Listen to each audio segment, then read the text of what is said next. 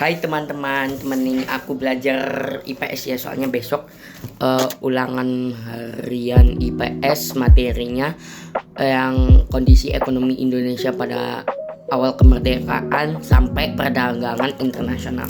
Mari kita mulai belajar. Tapi bentar dulu, ambil yang aku print pas PJJ.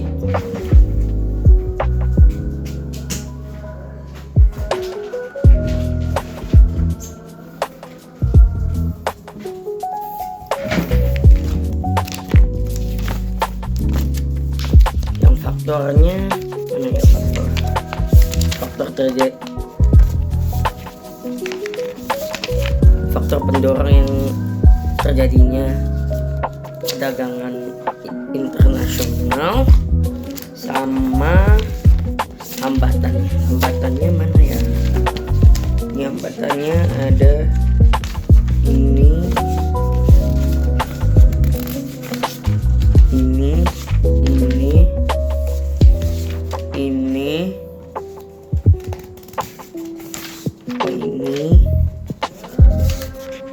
dan juga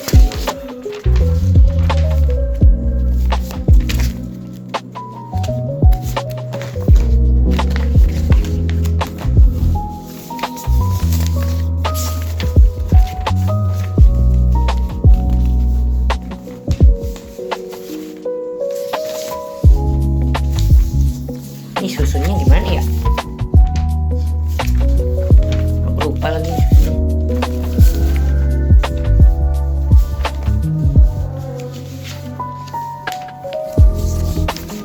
Bentar ya, yang tadi video sebelumnya aku cut dulu soalnya kan aku lagi atur posisi printan aku. Oke, kita lanjut belajar IPS guys. Jadi kata guru IPS aku, hambatan perdagangan internasionalnya akan keluar semua nanti di ulangan nanti. Terus faktornya katanya disuruh pelajari semua. Sebenarnya kita disuruh pelajari, tapi nanti dulu kita akan belajar mulai dari si ini catatannya dulu. Yang paling gampang mana?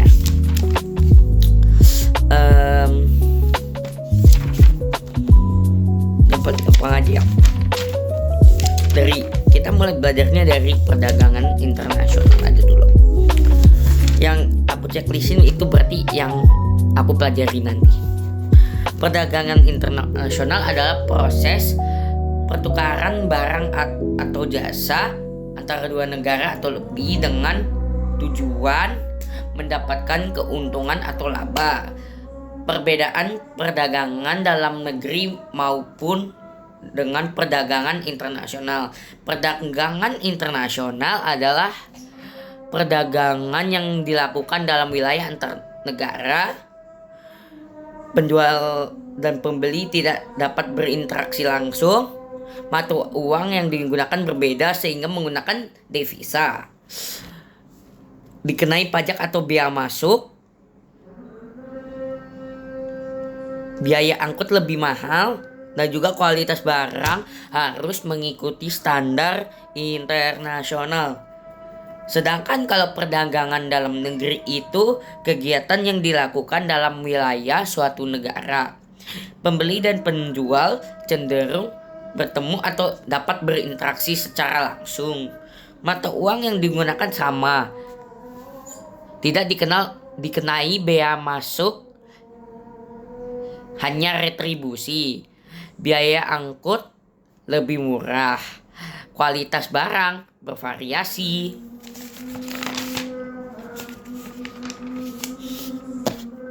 Terus kita lanjut belajar yang kehidupan ekonomi masa Orde Baru. Ini jangan disatuin dong. Pisahin dulu. Nice.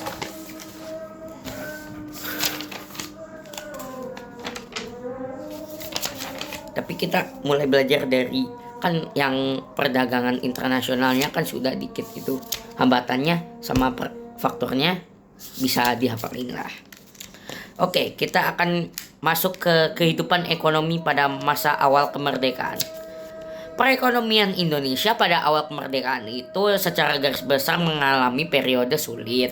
Eh, Kondisi ekonomi yang juga dikatakan mengalami kemandegan pada masa itu terjadi baik secara makro maupun mikro. Pergantian pemerintahan memerlukan berbagai penyesuaian. Pada masa ini kondisi politik Indonesia belum stabil. Pasca proklamasi kemerdekaan, Jepang masih mempertahankan status quo setelah menyerah pada sekutu di akhir Perang Dua. Di samping itu, Indonesia juga harus menghadapi tentara sekutu dan Netherlands Indies Civil Administration alias NICA. Upaya mempertahankan kemerdekaan baik melalui perjuangan, terjadinya masalah sosial di berbagai wilayah yang juga turut menghambat Indonesia dalam membentuk alat kelengkapan negara. Sebagai negara baru ini, Indonesia menghadapi beberapa tantangan yang dialami oleh Indonesia sebagai negara baru. Indonesia pemerintah Republik bergerak cepat dalam membenahi perekonomian. Penyebab memburuknya ekonomi Indonesia pada awal masa kemerdekaan,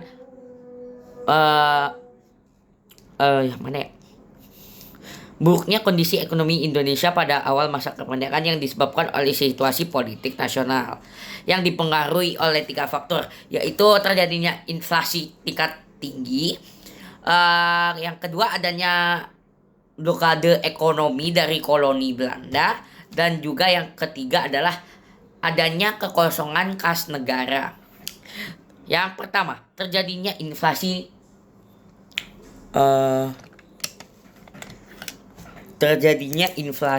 tingkat tinggi. Tidak stabilnya kondisi politik menyebabkan Indonesia mengalami inflasi tingkat tinggi atau hiperinflasi. Hiperinflasi ini terjadi karena mata uang Jepang di masyarakat masih beredar dalam jumlah yang tidak terkendali, sedangkan Indonesia belum memiliki mata uang sendiri sebagai pengganti. Pada Agustus 1945, angka edaran mata uang Jepang mencapai 1,6 miliar di Jawa, sedangkan yang beredar di masyarakat mencapai 4 miliar. Terus yang kedua, adanya blokade ekonomi dari koloni Belanda. Belanda melakukan blokade ekonomi dengan menutup akses perdagangan Indonesia baik ekspor maupun impor pada tahun 1945. Akibatnya, produk buatan Indonesia tidak dapat dikirim ke luar negeri. Barang-barang yang tidak dapat diekspor, bahkan yang kemudian dimusnahkan. Selain itu, karena akses masuk juga ditutup, Indonesia kekurangan barang-barang impor yang sangat dibutuhkan. Akibatnya, kebutuhan akan barang-barang yang tidak dapat diproduksi dalam negeri tidak dapat terpenuhi. Yang kedua, adanya kekosongan kas negara. Kekosongan kas negara disebabkan karena pajak dan bea masuk yang belum ada pada masa itu. Sementara kebutuhan pengeluaran negara semakin bertambah. Di situasi tersebut, pemasukan pemerintah hanya bergantung pada produksi pertanian. Adanya dukungan pemerintah Indonesia terhadap bidang pertanian membuat ekonomi kala itu masih bertahan meski kondisinya terbilang buruk.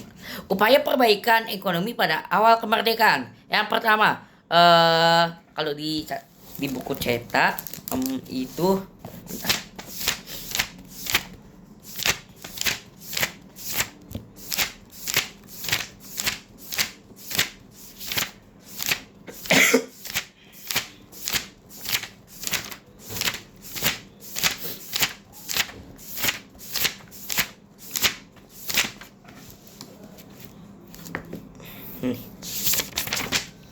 Melaksanakan program pinjaman sosial. Melakukan diplomasi ke India. Hubungan dagang langsung ke luar negeri. Terus apa lagi ya?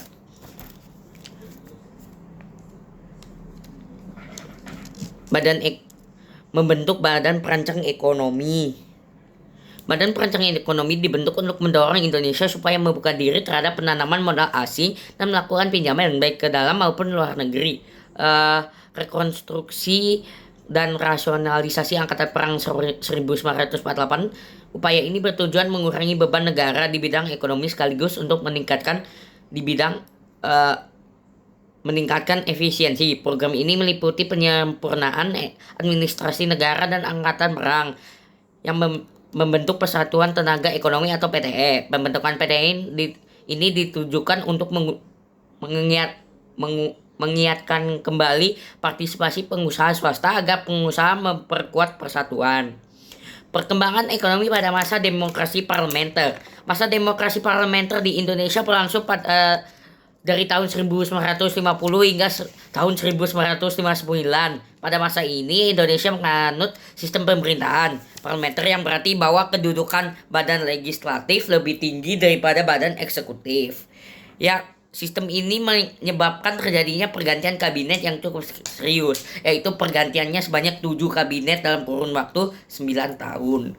Pemerintah pada masa ini berusaha untuk memperbaiki kondisi ekonomi dengan melakukan berbagai kebijakan. Yang pertama, Gunting Syarifuddin dalam rangka mengurangi jumlah peredaran uang dan mengatasi defisit anggaran. Pada 20 Maret 1950, Menteri Keuangan Syarifuddin Prawiranegara mengambil kebijakan penting. Kebijakan itu berupa pemotongan nilai uang hingga setengahnya, bertujuan untuk mengurangi peredaran uang di masyarakat. Yang kedua, sistem ekonomi gerakan benteng. Sistem ekonomi gerakan benteng merupakan usaha pemerintah untuk mengubah struktur ekonomi kolonial menjadi ekonomi nasional. Struktur ekonomi kolonial membawa dampak perekonomian Indonesia yang didominasi perusahaan-perusahaan asing dan ditopang oleh kelompok etnik. Terus apa lagi? FINEK, Finansial Ekonomi atau FINEK. Pada 7 Januari 1956, rancangan persetujuan FINEK yang diajukan Indonesia terhadap pemerintah Belanda adalah pembatalan persetujuan hasil KMB. Hubungan FINEK Indonesia-Belanda didasarkan atas hubungan bilateral. Hubungan FINEK didasarkan atas undang-undang nasional dan tidak boleh diikat oleh perjanjian lain. Terus apa lagi? Orde Baru. Kehidupan ekonomi masa Orde Baru. Program jangka pendek dalam rangka penyelamatan ekonomi nasional diwujudkan dengan stabilisasi dan rehabilitasi ekonomi. Pada awal tahun 1966, tingkat inflasi mencapai 650%. Program stabilisasi yang dimaksud adalah pengendalian inflasi supaya harga-harga tidak lonjak terus secara cepat. Rehabilitasi yang dimaksud adalah rehabilitasi fisik terhadap prasarana dan alat-alat produksi yang banyak mengalami kerusakan. Program jangka pendeknya, pelaksanaan rencana pembangunan jangka panjang atau 25 tahun. Pembangunan jangka panjang dilakukan secara periodik 5 tahun yang disebut dengan PELITA atau pembangunan 5 tahun.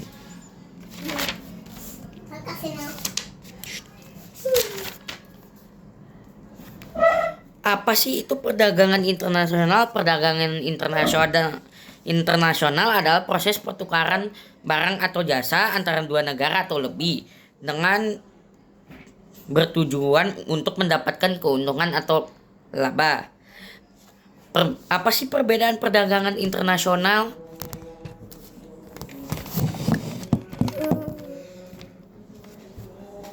Perdagangan internasional dengan perdagangan dalam negeri. Perdagangan internasional, perdagangan yang dilakukan dalam wilayah antar negara. Yang kedua, penjual dan pembeli tidak dapat berinteraksi secara langsung. Mata uang yang digunakan masih berbeda, sehingga harus menggunakan devisa. Dikenai pajak atau biaya masuk. Biaya angkut lebih mahal. Kualitas barang harus mengikuti standar internasional. Sementara perdagangan dalam negeri adalah kegiatan dilakukan dalam wilayah suatu negara. Pembeli dan penjual cenderung bertemu atau berinteraksi secara langsung. Mata uang yang digunakan masih sama. Tidak dikenai Biaya masuk hanya retribusi. Biaya angkut lebih murah. Kualitas barang bervariasi. Oke. Karena guru aku bilangnya faktornya harus dipelajari semua, kita belajar faktornya.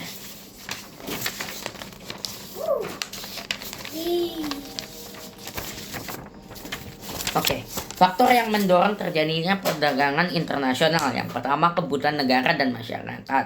Setiap negara memiliki kebutuhan yang beragam dan tidak mampu memproduksi semua kebutuhannya sendiri. Berarti setiap negara itu memiliki kebutuhan yang beragam dan tidak mampu memproduksi semua kebutuhannya sendiri. Terus yang kedua, perbedaan sumber daya alam. Sumber daya alam yang berbeda di tiap negara, seperti yang diilustrasikan oleh perdagangan antara Indonesia dan Australia, itu memungkinkan pertukaran barang yang dapat menguntungkan kedua pihak. Yang ketiga, meningkatkan kualitas sumber daya manusia. Untuk bersaing di pasar global perlu peningkatan kualitas sumber daya manusia, sehingga perdagangan internasional mendorong pengembangan SDM yang lebih baik. Yang keempat, meningkatkan pendapatan negara. Pendapatan negara meningkat melalui pajak dan pendapatan dari transaksi ekspor dan impor. Yang kelima adalah perluasan target pasar. Perdagangan internasional memungkinkan perusahaan memproduksi lebih banyak dan memperluas target pasar ke luar negeri. Yang keenam, perbedaan iklim. Perbedaan iklim mempengaruhi hasil produksi, sehingga perdagangan internasional diperlukan untuk mengatasi perbedaan ini. Yang ketujuh, perbedaan selera. Perbedaan selera konsumen antar negara menciptakan peluang perdagangan yang dapat saling menguntungkan, gitulah pokoknya. Yang ke-8, transportasi antar negara. Transportasi darat, seperti darat, udara, dan laut menjadi faktor penting dalam yang mendorong perdagangan internasional. Oke, yang terakhir adalah mencari dukungan dari luar negeri. Perdagangan internasional dapat digunakan untuk mencari dukungan dari luar negeri saat diperlukan dengan menggunakan banyak mitra dagang yang dapat memberikan dukungan.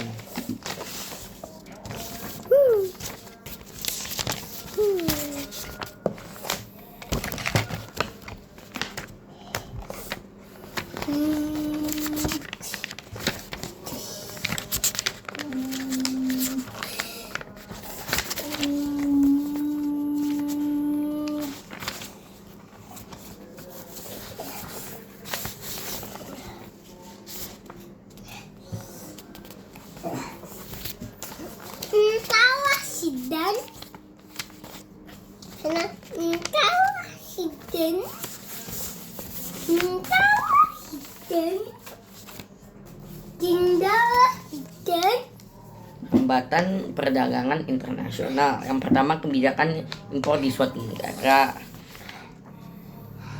Setiap negara mempunyai kebijakan ekonomi dan kebijakan impor yang relatif berbeda-beda. Kebijakan ini beriringan dengan teori bahwa negara akan melindungi hasil produksi atau barangnya sendiri. Yang kedua adalah negara tidak dapat menghasilkan hasil produksinya, sehingga tersaingi oleh hasil produk dari luar negeri. Oleh karena itu, kebijakan impor dari suatu negara akan menghambat perdagangan internasional. Yang kedua, transaksi yang sulit dan kompleks. Saat melakukan kegiatan perdagangan internasional, negara impor bisa mengalami kesulitan dalam hal pembayaran. Contoh transaksi yang sulit datang apabila pembayarannya dilakukan secara tunai, maka negara pengimpor akan mengalami kesulitan dan risiko yang tinggi. Kondisi ini beresiko menghambat transaksi dari proses perdagangan internasional. Yang ketiga, perbedaan mata uang. Perdagangan internasional sering terkendala karena perbedaan mata uang. Umumnya negara yang melakukan ekspor akan meminta kepada negara impor untuk membayar dengan mata uang negara ekspor. Akan tetapi nilai dari kurs mata uang tersebut kerap kali berbeda-beda dan menghambat proses perdagangan internasional. Untuk menyelesaikan hal ini, kedua negara dapat lakukan proses perdagangan dengan mata uang standar internasional. Perang. Contoh nyata perang terhadap perdagangan internasional terlibat pada perang antara Rusia dan Ukraina. Dalam penelitian dampak konflik Rusia-Ukraina terhadap sistem perdagangan Indonesia oleh Muhammad Faiza Zefri, neraca perdagangan Indonesia dengan Rusia dan Ukraina menurun sejak perang dimulai. Kualitas SDM yang rendah. Rendahnya kualitas sumber daya manusia atau SDM suatu negara juga sangat menghambat perdagangan internasional. Negara dengan kualitas sumber daya manusia yang rendah akan menghasilkan barang dan jasa dengan kualitas rendah pula. Kondisi ini akan menyulitkan barang dan jasa bersaing dengan jasa dan hasil produksi negara-negara maju dengan SDM berkualitas. Yang ketiga, terdapatnya proteksi. Pemerintah Indonesia yang mengenakan tarif tinggi untuk impor kain yang berasal dari Cina. Harga kain tersebut menjadi mahal sehingga kain yang dihasilkan oleh Indonesia harganya lebih murah. Kuota. Amerika membatasi kuota tekstil dari Indonesia karena Amerika juga memproduksi tekstil. Yang terakhir, tarif. Kebijakan pajak atas barang impor dan ekspor. Kebijakan tarif ini dengan tujuan dapat meningkatkan devisa negara, juga dimaksud untuk melindungi produksi dalam negeri. Yang terakhir, politik dumping adalah kebijakan menjual barang di luar negeri lebih murah daripada di dalam negeri. Kebijakan ini bertujuan untuk meningkatkan devisa negara. Dah, perang dulu ya. Lupa lagi.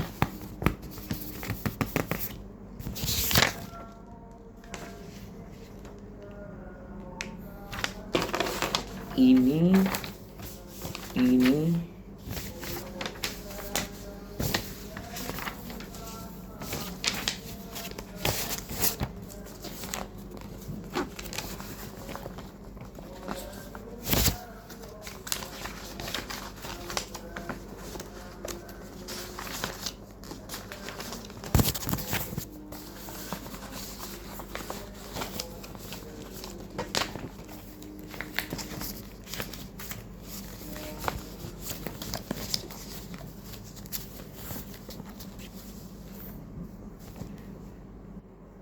gimana kata Damian, besok nggak ada PG tetapi cuman esai doang.